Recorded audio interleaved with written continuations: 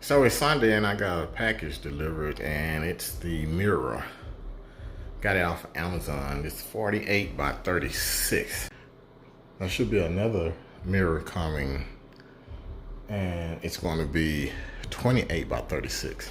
I'm doing just test fitting it. I stated before I had to rearrange some things, and we'll say this: when you get in between these walls, you'd be amazed at what other things that lurk behind there. In this situation, I had some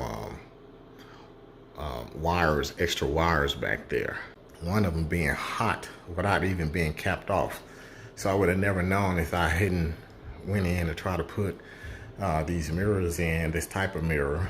So the previous contractors or homeowners or whatever, you know, just left a hot line back there uncapped.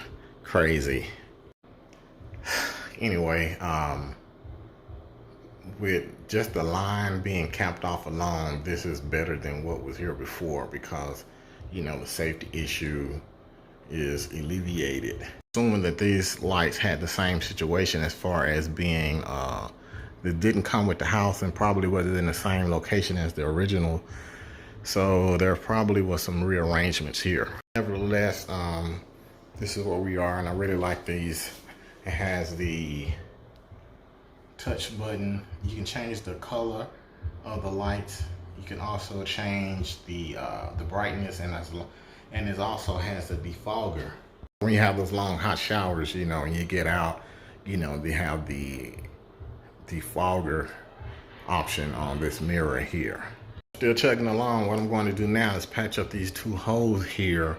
The mirror is ½ an inch off of plumb.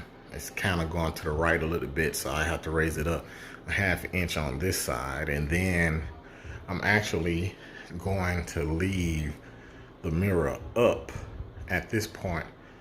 I'm probably going to just tape it off and not even paint behind the mirror since it's never going to be seen. So I'm not going to do all that. Just going to save the work, and I need the extra lighting anyway, so I'm just going to align it, fix the holes, obviously, patch the holes, and align the mirror, and then I'll just tape it off when I paint and leave whatever's behind that, the color behind it on there.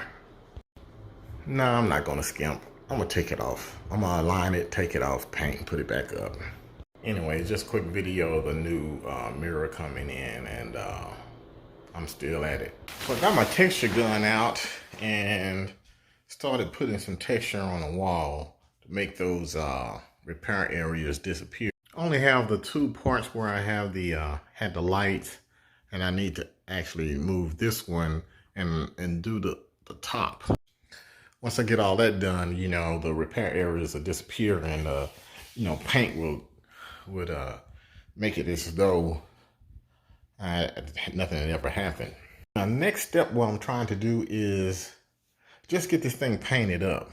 There's a lot to paint in here, and I would think that this ceiling goes up, wow, a considerable height. And, you know, just getting that painted is a chore by itself. Think about that, you know, obviously once all of that up there is painted, you know, I'd have no use for it, so I don't have to come back and do any touch up. But I am anticipating touch up along all the rest of the areas, kind of like going around here. I know I have to touch that up, and you know, there are going to be some touch-up areas, but I want to get the initial coat of paint on here. After I get the coat of paint here, you know, I'm still waiting on my floor products. I'm going to be probably dealing with the doors, go and get those done. Actually going to install the doors, but I do want the door frames and doors here, and I'm going to paint them out in the garage and have those ready. And I'm going to add the plumbing for the smart shower. So I really, the paint is just for my psyche. I just want to make sure, I just want to feel like, you know, I've got some things done. With it looking like it does, it just looks like I haven't been doing much work, but the paint is going to be a motivating factor for me. So that's where I am on this area. And one of the things I decided to do is put a reset outlet in the wall. I'm probably going to do for both sides.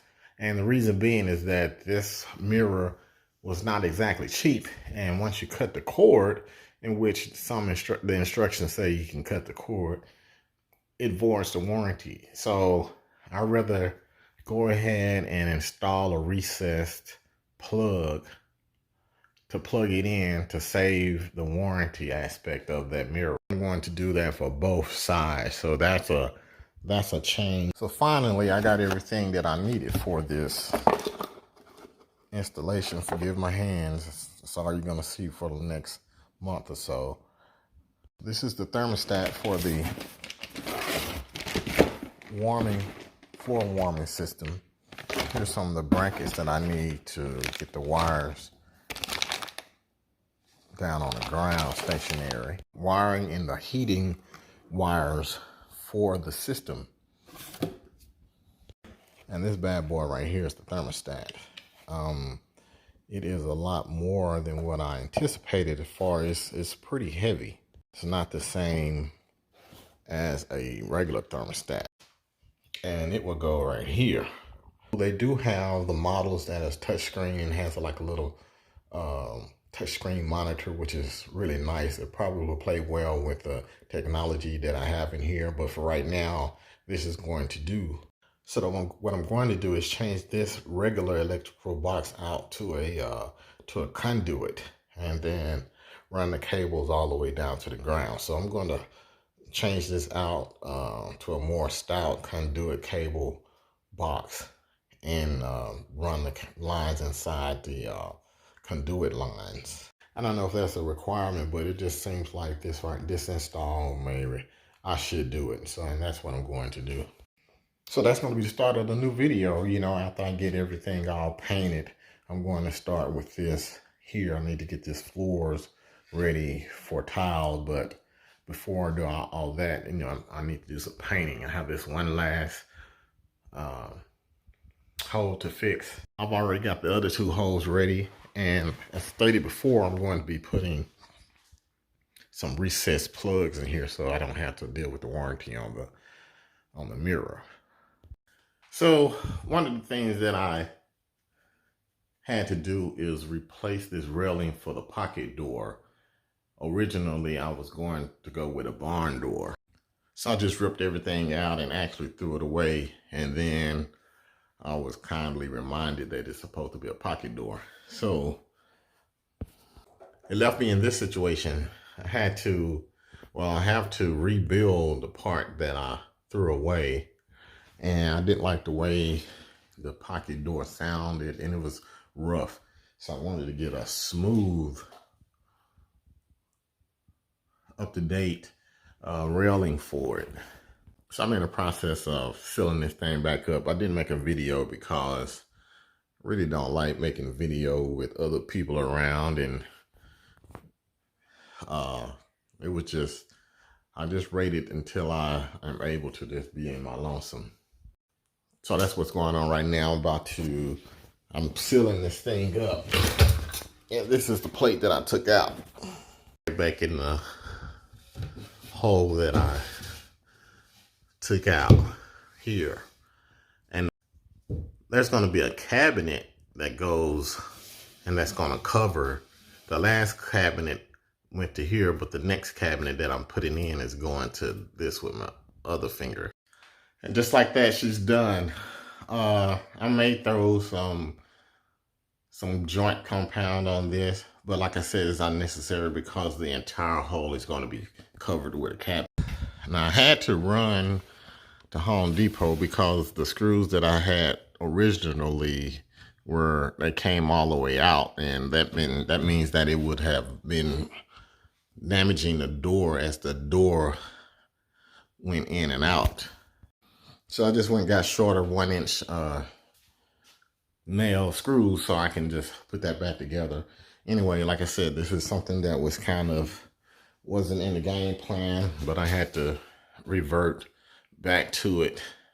And now I'm going to, so the goal now is to clean up all of this because I'm pretty much ready for paint. And hopefully the next video would be looking a lot different because it looks very messy right now. Looks like there's a lot that needs to be done, which it is. I just need to get it all together, so that's going to be exciting, just getting this cleaned up and getting all that stuff done. And then I have to rebuild this door. I think I'm going to go ahead. So I'm going to step ahead of the game and rebuild this door so that I won't have to deal with this plastic covering the door much anymore. So that's it for this video. I'll catch you guys in the next one.